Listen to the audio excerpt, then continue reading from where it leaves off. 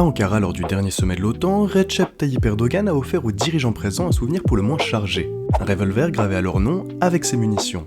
En diplomatie, on a vu plus discret comme message d'amitié. Mais ce cadeau n'est qu'un exemple parmi d'autres d'une longue tradition, celle des présents d'État franchement déroutants. Il y a eu la tronçonneuse offerte par Javier Milei à Elon Musk, symbole très littéral de sa volonté de couper dans les dépenses publiques. Il y a aussi eu l'avion, un Boeing 747 offert par le Qatar aux États-Unis pour servir d'Air Force One provisoire. Un cadeau si énorme qu'il a soulevé autant de questions éthiques que techniques. Plus exotique encore, en 1990, le président indonésien Suharto offre à George Bush père un dragon de Komodo. Difficile à installer dans le bureau ovale, l'animal finira aux eaux de Cincinnati. Et puis il y a le chameau offert à François Hollande par le Mali en 2013. Le président français l'avait laissé sur place, une mauvaise idée puisque l'animal aurait été mangé par la famille chargée de s'en occuper.